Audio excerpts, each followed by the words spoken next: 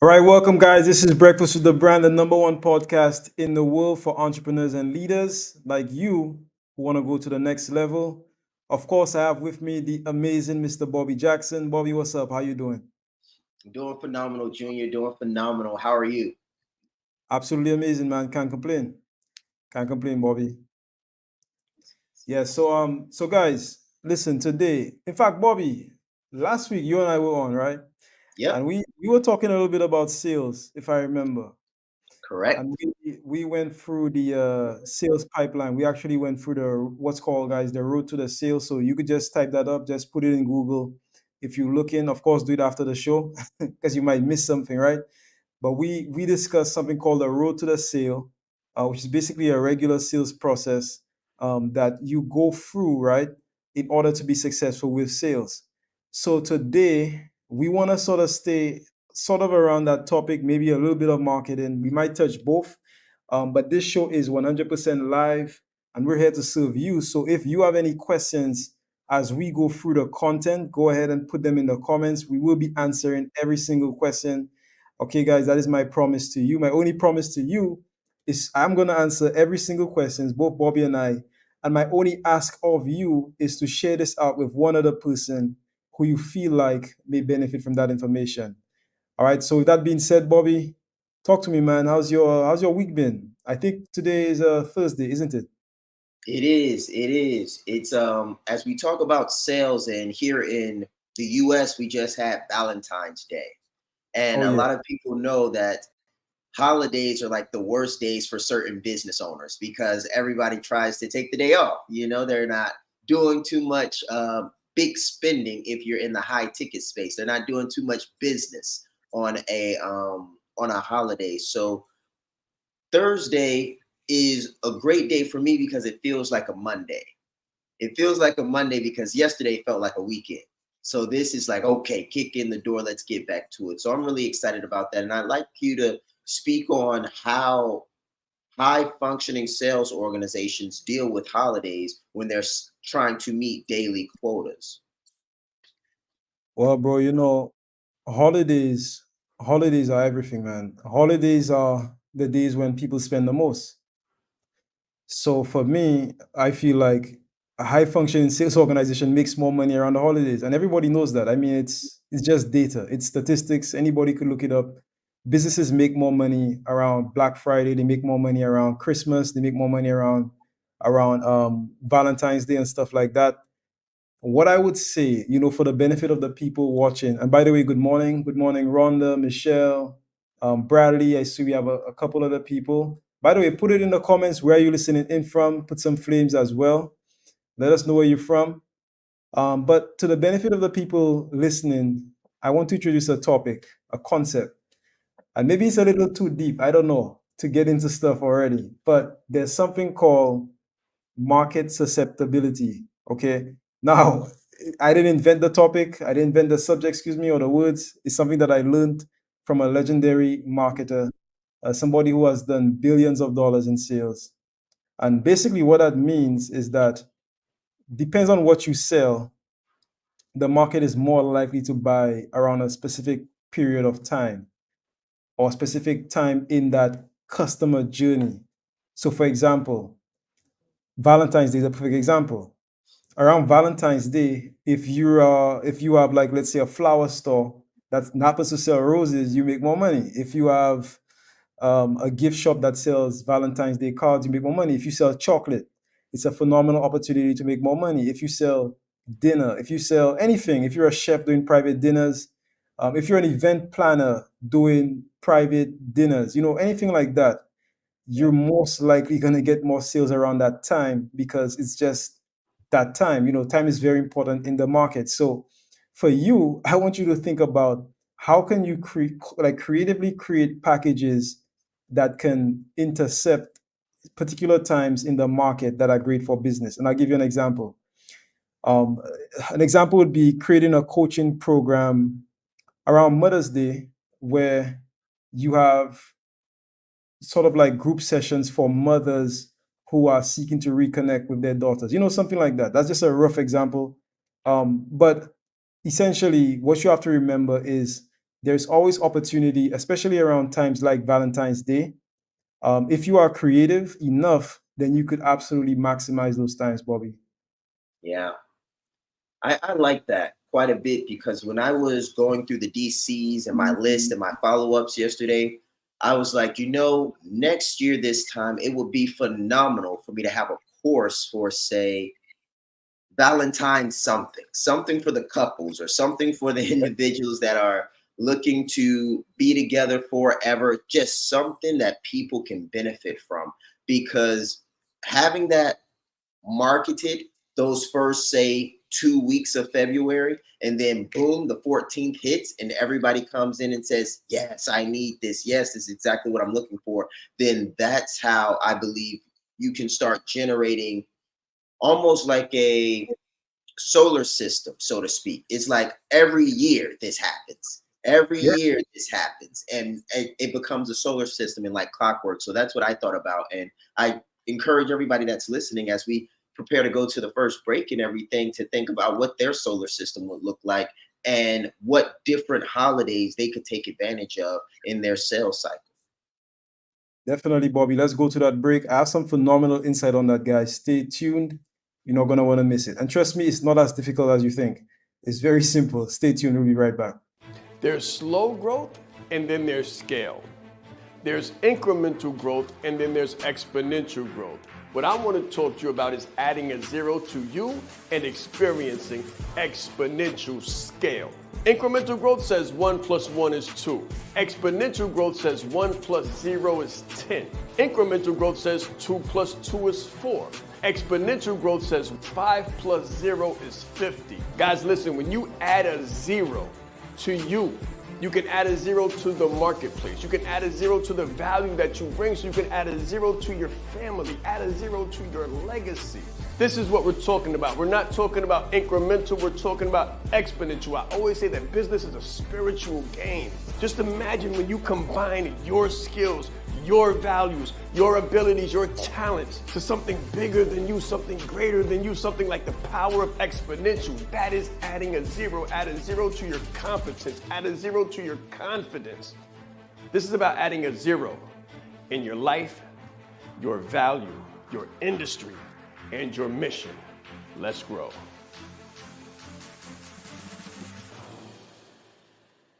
In brand clarity, exactly what you're gonna get is what it sounds like. Clarity for your brand. What is your color? What is your logo? What is your unique value proposition? Who are you speaking to? Why? How should you speak to them? How should I position myself? That's what you're gonna learn in brand clarity. You need other people to have the same clarity on your brand that you do. But this is the gap. If you don't have clarity on your brand, then no one else is gonna have clarity on your brand either. It's like messaging. Your message sounds clear to you, but is your end user receiving the value that you're trying to provide? I guarantee you that after you go through brand clarity, they will, and so will you. And that's how you'll scale your brand.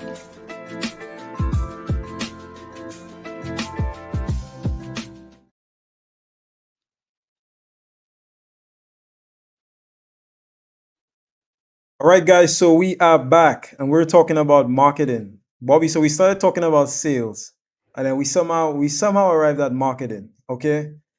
But that's 100% fine because marketing leads to sales, right? So Right. before we went to the break, we were sort of talking about market trends and how you could benefit from, different events throughout the year. What I would tell people, and this is just not just for this one concept, but just for business in general, like be more perspicacious. Basically, just look at what's happening around you. The first time I started noticing businesses adapting to like trends was way back in the day. I started noticing businesses like, let's say, KFC. You notice they always have some kind of special, like back to school special, Mother's Day special, Father's Day special, Christmas special, Valentine's Day this, Valentine's Day that. And what these businesses do, and they're not the only ones, many businesses do that, is they capitalize on market trends, as this one person was saying here, right? So, Bobby, for you, I mean, for somebody like you, you're in finance. I mean, a simple example for you would have been something like, because if you're married, right, or if you're in a committed relationship, a very important subject is finances, right? Right. So something that could have been done was a package where you put together sort of a couples package where you can sort of go over the finances together and help them to straighten out, their financial system, or help them to build a financial system that they can use to invest for the future, invest for their kids, put away money so they can make a deposit on a house, whatever their goal, whatever their financial goals are. You bring them together as a couple, and you, as the CFO, you analyze that, okay, and Hmm. you make recommendations. And the deal could have been, maybe you do one person consultation at X amount, but since they're coming as a couple, they get a preferred rate. So it'll be less than if they came individually. Does that make sense? So that's just a simple example of something that could have been done. If you're in business right now, I mean, we're only in February. Okay. Sometimes I have to check because the year is moving by so fast. We're still in February. Okay.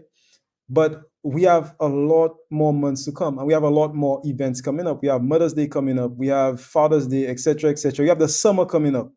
So I would tell you, like, if you're listening to me right now, think about what can your business do for these upcoming events. Does it have to be perfect? No. You just have to do it. And trust me, like, once you get the first sale, the plan is to actually get the first sale, make the first strides so you could prepare for next year. Okay, that's what it is. You think of it as you're collecting data for next year, whatever you do now. So make the mistakes this year, go through the trials this year, so that next year, when Valentine's Day comes around, when summer comes around, when whatever December, Christmas comes around, your business already has a plan. You already have assets that you could, push into the market to market that kind of stuff. But that's what I would say, Bobby. That's how I would take advantage of that. And you could do this as a coach, you could do this as a small business owner that's running brick and mortar still. You can do it as, a real estate agent. It doesn't really matter. Anything. You could do it with anything. Yeah. I think being creative is the first word that comes to my mind when it comes to how can we generate more sales, generate more leads, and do it while taking advantage of the year, because the year already has these kind of gold mines positioned around them. So for us in the US, you've got Christmas, Thanksgiving, for people selling candy, Halloween. So all of these different things, it really becomes how can I tailor my messaging or benefit, maybe even accent my messaging with whatever is coming up in the near future. Because it could be a holiday, it could be a government holiday, which is like more of a day off and not so much of a celebratory holiday. But whatever it is, are you taking advantage of it? And this makes me think back to the month of the year that it is. So it's Black History Month as well. So I normally see a lot of people doing support our Black owned businesses. When it's Veterans Day, I see a lot of people saying, hey, feed a veteran or clothe a veteran, house a veteran. And it's interesting that the spirit of a day can excite people. And anybody that know anything about sales knows that sales is a transference of feeling. So when you have these days that supercharge people emotionally, it only makes sense for you to figure out how can you be a part of that emotion that everybody is already partaking in. So that's just another way to think about it as you're trying to increase sales and maximize opportunities. Yes, sir. So it's all about the power of anticipation. Let me read a quick comment before I get into it. So, by the way, just put your name in the comments, because unfortunately I can't see the person, but they said, "Good morning from Atlanta, Georgia. This is True Junior. The biggest sales happens on holidays. I think the self-employed individual has trouble viewing themselves as a business and work according to the market trends, which the employee does not." So that is 100% true. If you're self-employed, it means that you're employed by yourself. So it means that you're playing dual roles, right? So you're playing the role of the manager or the leader or the CEO, but you're also playing the role of the employee, quote unquote, or the contractor. So definitely, I definitely agree that, and that was by Rebecca. So shout out to Rebecca. Nice, nice. Shout out to Rebecca. So Bobby, let's get back into it. So anticipation. Mhm. Why is this important? Anticipation is important because it's just logical. Like, so check this out. People buy with emotions, okay? And then they justify with logic. The reason you want to use anticipation is because at the end of the day, you sell with emotion, but you close with logic. So selling and closing are two different things. Okay, you sell with emotion, you close with logic. Like at the end of the day, it doesn't matter how much emotion you have. If a deal doesn't make sense, somebody's not buying the deal. If the terms aren't right, they're not doing the deal. If it just doesn't make sense to them. So it has to be logical. Now, as a marketer, which all of us are, you have to be able to anticipate market trends and anticipate the emotion and the direction of the market. Basically, on Valentine's Day, people are looking to buy. Like, think about that. This is not something where you have to convince people to buy. They save up for stuff like that. They're looking to buy. So you, right, anticipating the needs, you just position yourself. Like you can literally go out onto the street and just stand somewhere with a cart of roses and you make money. You don't even have to talk. Somebody will pass, they'll ask you how much for the roses. You'll say they cost $10 for one or $9 for one, and somebody's gonna pick one up. Okay. But it's all about anticipation and it's about being ready. So one of the most expensive things you could do in marketing is trying to change the market behavior. It costs way more money to change the market behavior than to actually just go with the flow and just give people what they want. So you give people what they want, or you sell people what they want, and then you give them what they need. Let me say that again. You sell people what they want, you give them what they need. Okay, so what that means, and this is really, really big, you give people what they want, okay? Not what you want. Many business owners try to give people what they want. So they make up a package in their mind and they're like, okay, I'm going to do XYZ package and I'm going to try to sell it. The way that I design packages is all from market research. My packages and my programs are reverse engineered based on the pain points of the market, which means if the market doesn't want it, I don't create it. You give people what they want, not what you want. And once you know what they want and you could anticipate wants, then you could create packages in advance, okay, and be 100% ready for when the time comes around. So I'll give everybody a head start. Christmas is coming around. People need to buy gifts for their loved ones. They need to buy gifts for their kids. They need to buy gifts for people that they care about.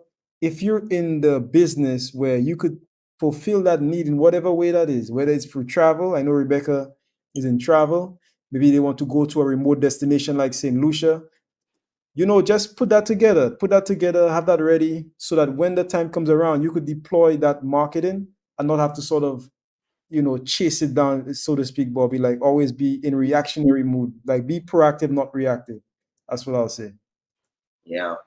I have a question for you, Junior, since we're going down this path. What would you, how would you recommend handling preparation for holiday seasons? And here's the question that I want to propose. Do you do it by looking at the whole year and then you do the whole year and plan it out? Or do you do it by quarter? Do you look at it quarter by quarter? Or do you like to address them as they come with maybe 30-day notice? And I ask this question because some people may be trying to figure out what level of coordination is required for something like this. How should they go about executing this so that they can make sure that they are prepared, they are proactive and not reactive, but also not necessarily doing more work than is responsible or actually realistic? Yeah, man. So I would say like the more time you have, the better. But Mm. also you have to figure out like what events are important to you. Like I'm not saying, let me just clarify, I'm not saying like do every single holiday during the year. Okay. I'm saying like figure out what is important to your business. So for somebody like let's say Joel, right? You know, having something on like Veterans Day might be more appropriate than having something on Mother's Day, if that makes sense. So you have to figure out like what holidays work for you, number one, and then the more or the longer amount of time that you have to prepare, all the better. Like Bobby, if you ask let's say a project manager that question, bro, they're like 40 days, like 40 days is not enough. Like people need at least 3 to 6 months to really and truly like plan something. If you're doing something big, because remember, we're busy too. Everybody's busy. You need at least, like, I would like at least 6 months. But some people can do it in 3 months if you already have a system. But I would like at least 6 months. But yeah, Joel. So Joel says exactly, yeah, like figure out like what's important for you. Like if you're in a business where Valentine's Day is not important to you and it doesn't fit your brand, like don't do anything on Valentine's Day. That's not what I'm saying. Let me just make that clear. Figure out what works for you, what's important for your business, and then work based on that. Yeah. Okay, that definitely does clear some things up because I'm sure someone was out there saying, you know what, how am I going to take advantage of every single one of these holidays coming up while they have their planner listening to us go through this. So, okay, and that's phenomenal. That's great clarity, by the way. So, as we move into more of the sales piece, because we talked about last time we were together, the kind of like the sales journey, the road to the sale. So, if Yeah. you're an individual and you're trying to figure out the road to the sale, all 14 or 13 of those points, how did you learn that? Did you learn that through trial and error? Did you learn that by going step by step, greetings on and forth? Or what was it like for you? Because a lot of people get overwhelmed by the sales process because there's so many components to it. And if they're doing it for the first time and they don't really know how the dynamic functions, they just feel overwhelmed. So was there something that Yeah. you were able to do to Yep. lower the things you were thinking about all at one time? Yes, sir. Definitely. So, guys, I know most of us here, or put a number one in the comments if you've seen the movie, The Karate Kid. I think most of us have seen that movie, right? Now, if Yeah, you've seen the updated version with, I think it was Jaden Smith and also Jackie Chan, there's a scene in The Karate Kid, okay, where Jaden he's asked to pick up the jacket. So jacket on, jacket off, jacket right. on, jacket off, and they keep throwing the jacket back down, okay, and he keeps picking it back up, and before you knew it, like just through that simple movement, he learned kung fu. Before he knew it, jacket on, jacket off, he learned kung fu. So what I've found, and this is the way that I train other people, because I do train like other individuals when it comes to sales. Right. You have to break down the process, Bobby. So you don't try to learn all 14 steps at the same time. Listen, guys, just focus on the first step. First step is the greeting. Like, do you know how to greet people? Do you shake people's hands in the right way? Do you look people in the eye when you greet them? Do you have the right tonality when you greet them? Do you have the right energy when you greet them? Like, just focus on step number one and only do step number one. Jacket on, jacket off. Once you've mastered step number one, then and only then do you go to step number two. I don't do steps one, two, three, four at the same time. I do steps one. Just like Bruce Lee said, he doesn't fear the man who throws 10,000 kicks. He fears the man who has practiced one kick 10,000 times. You practice each step 10,000 times, quote unquote. All right. Not saying actually 10,000 times, guys. But you practice one step a lot. And once you've mastered one step, then you move to another step. But so to answer your question very simply, Bobby, what I did was I isolated the various steps and I learned each step. And I'm still learning each, like, listen, I'm a student of the game. I'm still learning. I trained sales this morning, okay? Before this call, I train every single day. I listen to videos. I look at other people that are way more successful than I have been thus far, and I learn from them. I'm looking at other mentors and I'm watching what they're doing. I'm learning from them. Okay, I'm always soaking up information. I train once a day minimum, sometimes twice if I have the time. But that's another thing too. I train every single day. You have to train every single day. Every single day. That's how you start to build a compound effect. But in the training, you practice one step at a time. Once you've mastered the step, you will know. Like nobody will have to tell you you've mastered the step. You will just know, okay, I'm ready for the next one. Just like a baby learning to walk. The baby knows when they need to take their first step. They know like when they should let go of the chair and they should actually walk. Like you're gonna know. And you're only gonna know if you practice. You have to practice one at a time. And then once you master one, then you go to the next. And that's what I did. Man, super insightful. And when we say practice every single day, that can seem like a lot, but I want you guys to know that it always does. Anytime you're adding something new to your regiment that you want to do every day, it always seems like a lot. But the moment you start prioritizing it over other things, you start to realize that it's not as much as you thought it was. It's more of you getting rid of some things that aren't as important. So I just want everyone to know that if you're feeling like, oh my gosh, every single day, trust me, the more you do it every single day, you'll start doing less things every single day. And it's just going to be a Yeah. replacement. You're going to Yeah. replace something. 100%. And let me say, Bobby, like I do like 30 minutes. So I don't do like, guys, I'm not saying like go psycho and do like 4 hours a day.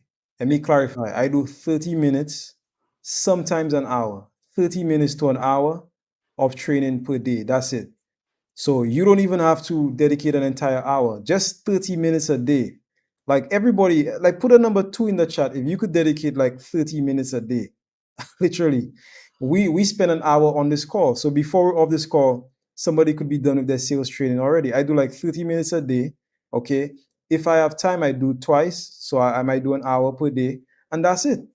That's it. But I'm patient with myself. And that's another thing. I'm very patient. I'm a very patient individual, but I have aggressive patience. Aggressive patience means I will do every single thing I can to get to the goal as fast as possible. But I also allow myself grace to say, okay, if I didn't get there today, I can wait for tomorrow. That's fine. So you have to have aggressive patience, but you don't need like a whole 4 hours a day. You just need like 30 minutes minimum per day, 30 minutes to an hour, and that's it. But you have to be consistent. So consistency gives you the compound effect, and all of a sudden you become very sharp, and you're like, whoa, where's this coming from? Like one day you wake up and it starts to click, and boom, you handle objections. And when you start to speak to people, it's just natural. You're not trying to sell, you just sell. People just buy from you, and you're not trying to sell anything. They buy from you because that's just who you are, because you're always training, you're always practicing, and it becomes part of your personality, part of your ethos, and it just becomes part of who you are, Bobby. Yeah. Man, I've got a great question for us when we get back from that break.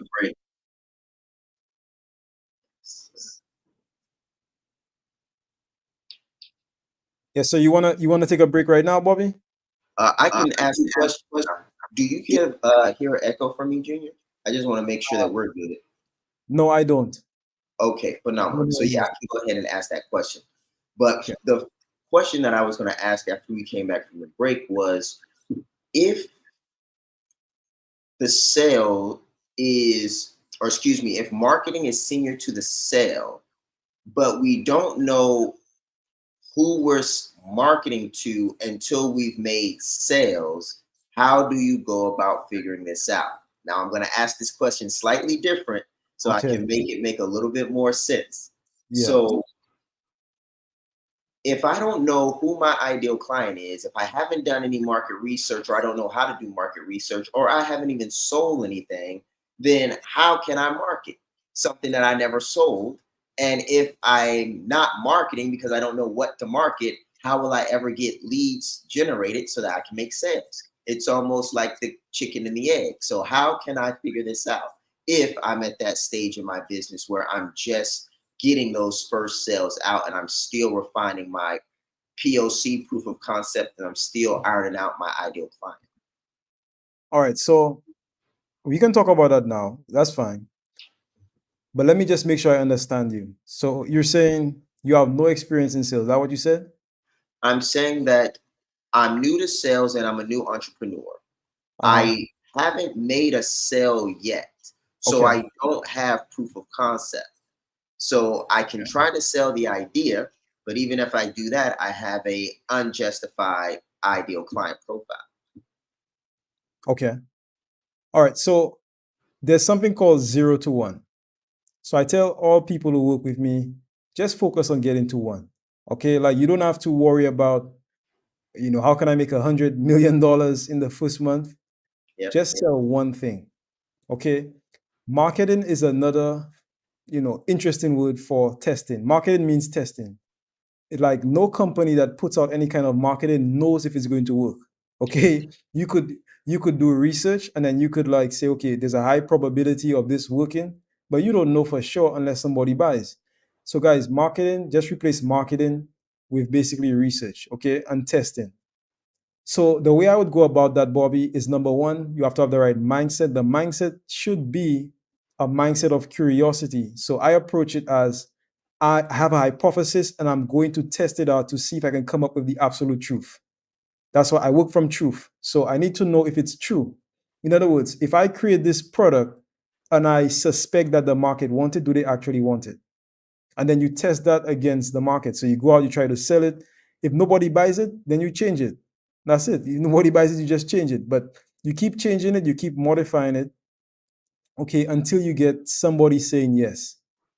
Now, I've run into the challenge in the past where the person that you think is the ideal client is not the person that's buying the product.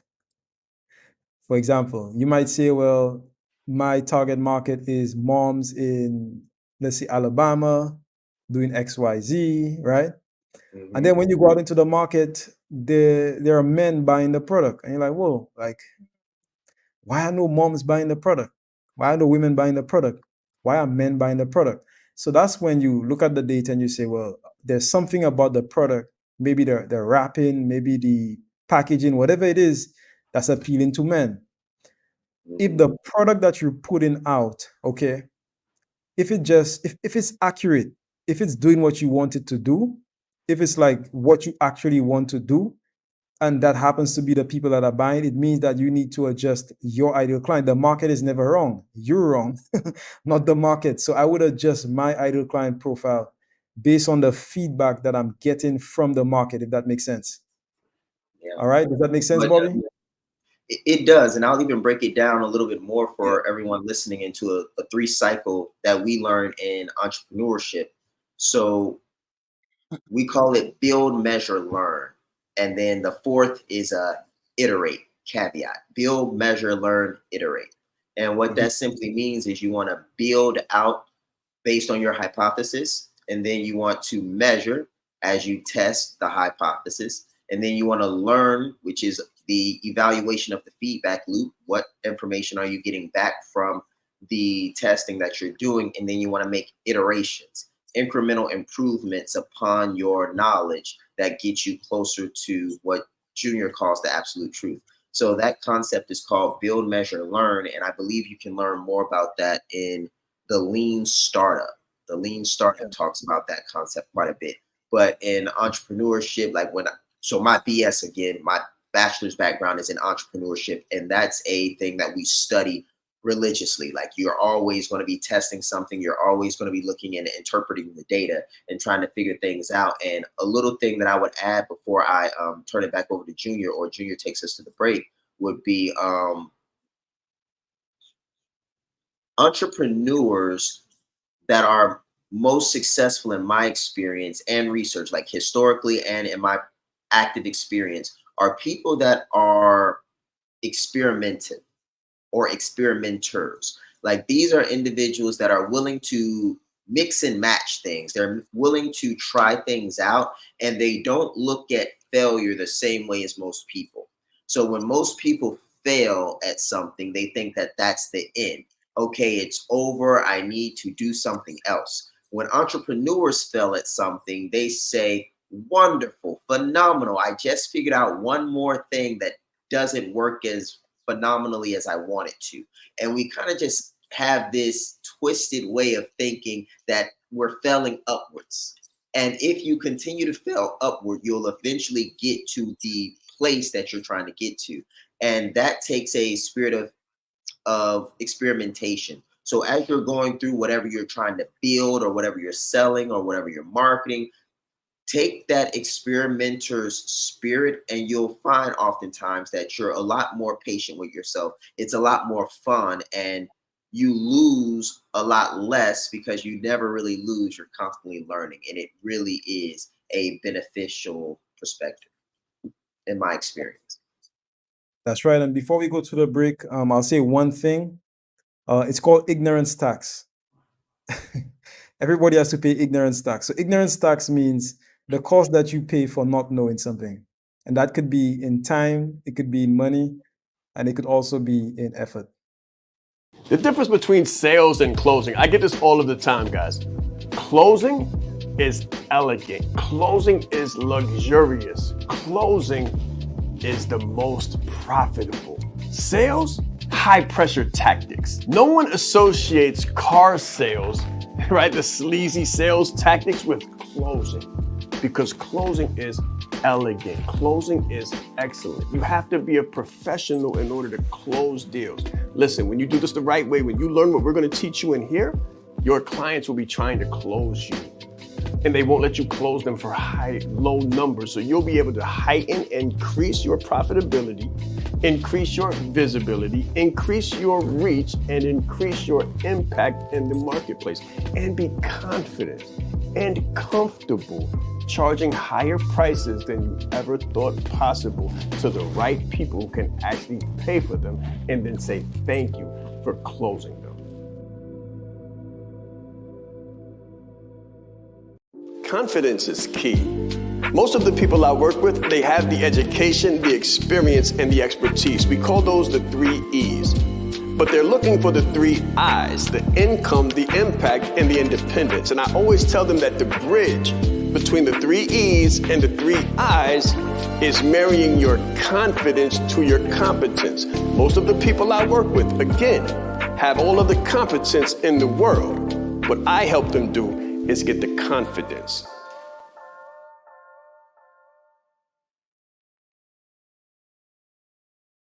Right, guys, so we're back. We've been talking about marketing. We've been talking about sales.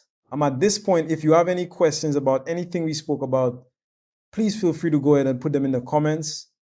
Bobby, where did we left off? Where did we leave off, man? I think we left off a little bit talking about ignorance tax. So I was talking about ignorance tax. So ignorance tax, this basically means like, so there's multiple ways to get to the same goal, right?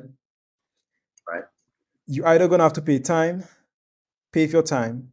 So if you're an entrepreneur, you're starting off and you don't have a lot of money, sometimes you have a lot of time. Sometimes you don't, because you might be working a job, but you have to invest time. Then you have to invest money. You have to invest some kind of money in order to get to where you want to go, as little as you have, whatever it is. Like when I started, I had very little money and I invested every little thing that I have. And then you have effort. So you have to invest effort. You have to actually do what it takes. You have to actually perform the task, do the work to actually get the result. Okay, so the reason why we spend money to get leverage, right? So leverage means being able to take back your time, to save your time, to save you effort, and also in many times or many circumstances to save you money as well.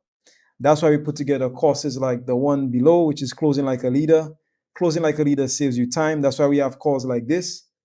Calls like this saves you time, from going to try to figure out the sales process all on your own. You could just ask me a question and I'll tell you, as opposed to you taking like 2 weeks to try to figure it out on your own.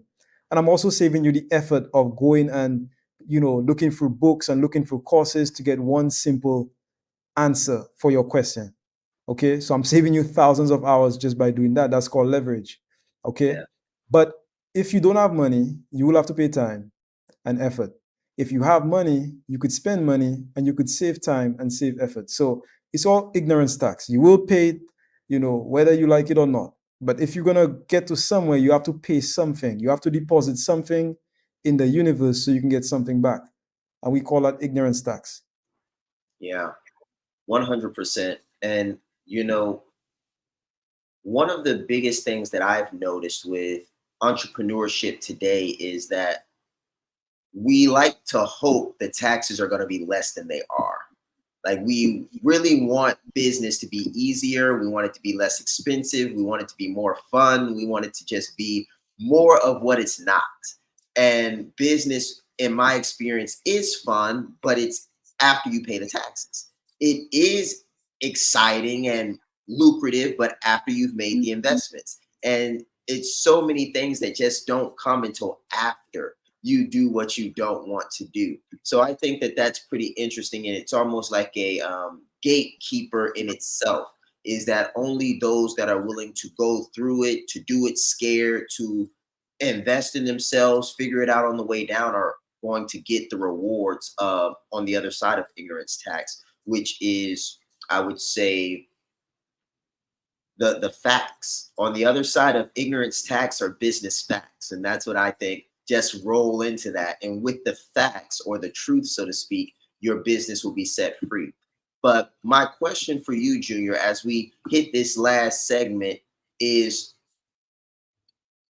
what would you recommend as far as reading is concerned to a entry level or mid-level entrepreneur that is looking to go from either zero revenue to their first 4-figure months and 5-figure months, or from 6 figures to multiple 6 figures? Are those books the same, or what do they need to learn in order to get some of the core competencies outside of Closing Like a Leader to start moving in the right direction?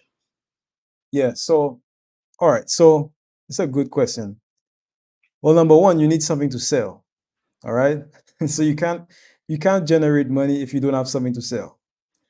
When it comes to selling, like actually getting something to sell, the book that I've found to be the most effective at putting together offers is actually a book called $100 Million Offers by Alex Hormozi. That is available on Amazon and all of the major publishers. So I would recommend getting that. $100 Million Offers. Um, it's in my opinion like the best step-by-step guide for putting together offers. You need something to sell, all right? And number one, once you have something to sell, well, you need people to sell too, right? So next step would be generating leads. If you're in the business and you want to generate leads through stuff like webinars and stuff like that, I would say Jeff Walker has a phenomenal book. I think he calls it Launch. That book is great for that purpose. Alex Hormozi also has $100 Million Leads, which is the sequel to $100 Million Offers. So that would be great for generating leads. It teaches you basically the only 8 ways to get leads. So those would be my thing. And then once you get the leads, now you need to close the leads, or you need to understand sales. There are many phenomenal books on sales. In fact, I think I have a couple books right here. The back of me right here. I have so The Wolf of Wall Street, Jordan Belfort, which is the straight line methodology. We also have many books, man. We have the Think and Grow Rich, which deals with the mindset. But what I will say, there are some other books that I can mention as well. Inside of the Closing Like a Leader course, Sean did recommend a few other books. I think he recommended 4 books. And I see Michelle there. Michelle did go through the course, and you did as well, Bobby. So you remember the books, right? I don't I remember do. all of Most the books that he recommended, but I know there's the Power of Thinking Big, okay, which I have right here. There's also Napoleon Hill, Think and Grow Rich. There's The Wolf of Wall Street, Straight Line Theory, or the Straight Line Methodology. That's another one. I believe Brian Tracy has a few books. And then I would recommend actually courses and not necessarily books. Courses. Apart from Closing Like a Leader. Oh, there you go. So Travis put in Psycho-Cybernetics. Let me put it up, which is actually inside of the Closing Like a Leader course. That's a recommendation. Closing Like a Leader, of course, get Closing Like a Leader. But apart from Closing Like a Leader, there are other sales courses that I can mention, which I won't, because I don't want to name drop anybody, but I will say there are many great people to look into. Also look into Alex Hormozi.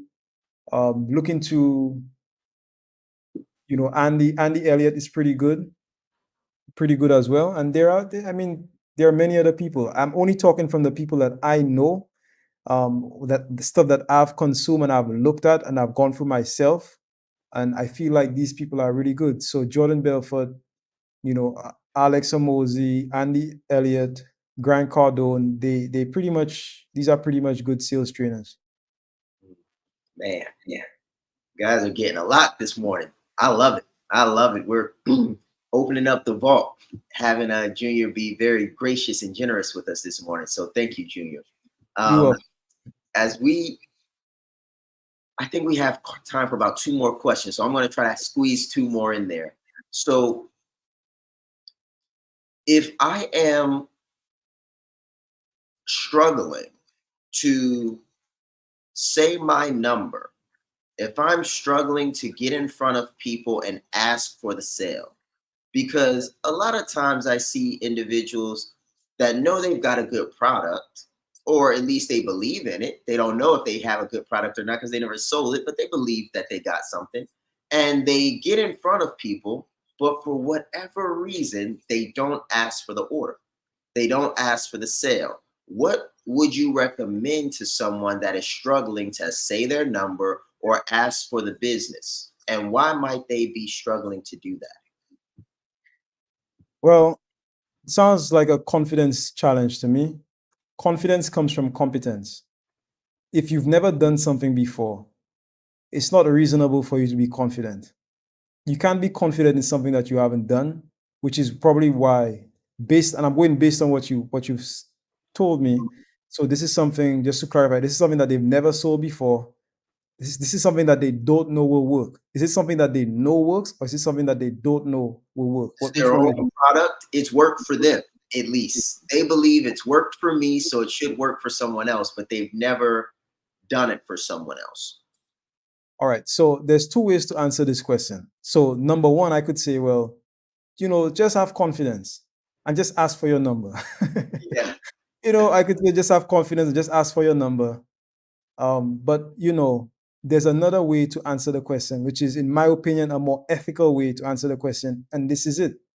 If you've never sold the product, if you don't know the product works, you have to make it very clear. Like when you sell stuff to people, you have to put people's best interests at the center of any decision. That's how you sell. So ethically, if you're selling something and you literally don't know if it works, it worked for you, yeah, but you don't know if it's gonna work for somebody else. If it costs, let's say 10K, I would do a preferred rate if I'm selling it for the first time. I would sell it for like 2K. I wouldn't sell it for 10K. I'll sell it for 2K. And I would tell the person, hey, this is a beta product that I'm launching. Okay, I'm launching a beta product. It's going to be a coaching program, X, Y, and Z. The cost is actually 10K. However, because I'm relatively new, this is my first time doing this. I'm going to be selling it at 2K. And the reason is because you're entrusting me with your money. And of course, I'm new. I'm not 100% sure what's going to happen. However, I can guarantee you, because I'm new, I'm going to do every single thing in my power to ensure that you drive results. And that's the ethical way to go about doing that. And then once you start making your first set of sales, what's going to happen is you're going to get data. The data is going to tell you, okay, this works or it doesn't work. And then you tweak your product based on the data that you get from your beta group. Once you get data from your beta group and you can improve your product, then you raise your price. You don't have to raise it to 10K. You could raise it from 2K to 4K, okay? From the 4K, you sell some more people. You say, hey, I'm launching this program again. You take that data, you improve your product. You launch from 4K, you can go to 6K or 8K, okay? You improve it again. And once you're sure that this product is, it has a great experience, it does what you say it's gonna do, you're 100% sure it can help people, then you could feel confident in asking for your full price, which is 10K. And at that point, like once you've gone through it so many times, once you've helped so many people, once you've tested it so many times and you've refined it, like, bro, you have no problem stating your price because you have 100% confidence. And the confidence is not based on your arrogance. It's based on actual data and it's based on your actual unique lived experience that you've actually helped people and you actually know what you're doing. So you're not scared because you know what you're doing and you know that it's worth the money and you know that it works. So that's the right way to go about doing that. That's so powerful. I love listening to Junior talk about sales because you can tell that he's definitely been doing it for a little while ethically. Very important, Yeah. ethically for quite some time now, which is great. So one thing that I wanted to point out is I remember giving my first things away for free. And a lesson that I always tell those that I work with is that you'll be surprised how much harder it is to give something away for free. And once you realize how difficult it is, Yep. you'll understand why it's so hard for people to make money because you can't even give things away for free because the price of attention is so high. And many times that is a great way, depending on what you're selling, what you're offering, to build that confidence is to give it away for free.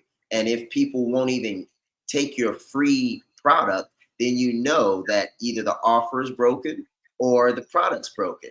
And both of those don't sell. So once you figure out which one's not working, or if they're both tweaked and you get them right, and you can start giving your product away for free, you can kind of get into this serve, serve, serve, and you'll get what you deserve kind of gear, where it's like, okay, people are getting so much value that they start offering you money. And then you're like, oh, okay. And that's how you can kind of figure out this willingness to pay, which is what the market is willing to pay you for said service or product. And from there, you can move up market, which simply means increase the price based on improved value.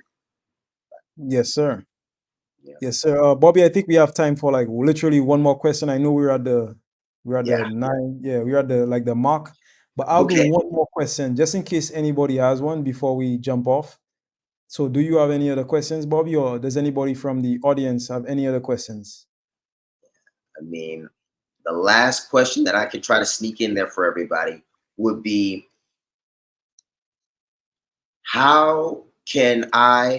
what if I needed to make a sale today, what would you recommend I do? You mean you or No, everybody? well, not me, but the audience. Like if I was Okay. a individual and I was like, in my mind, I need to make a sale today. I must do it. Like, how would you go about advising me to have the best chances of closing a deal today? Man, the best chances is selling something that you've already sold to somebody that you've already sold to. That's it. Mm, If you sold coaching in the past to somebody and they had a good experience with you, reach out to them today and say you're relaunching your coaching program. They came in on the last one, and you like to invite them to come again. If they had a phenomenal experience, if they felt like the money was worth it, like of course they'll say yes. And that's the easiest way to literally do that. Like reaching out to people that you actually know is the easiest way to make sales. But here's the kicker though. They had to have had a good experience with you.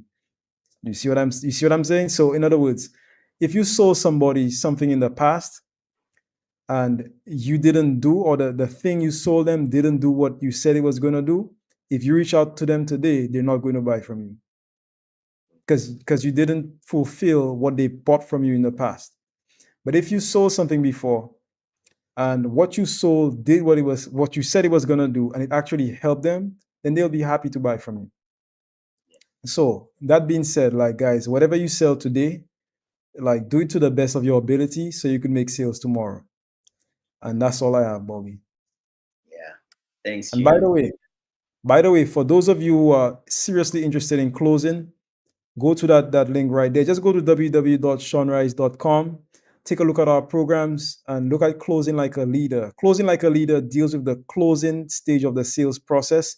If you want to learn how to close more deals in a way that is easy, ethical, and in a way that puts the client's best interest at the center of the decision, then go to Closing Like a Leader right there. Just follow that link. It's not clickable, but you could just go to the website. We have a phenomenal new website. Check it out. Look at the programs, browse around, get lost, have fun, take advantage of some of the free stuff on the website.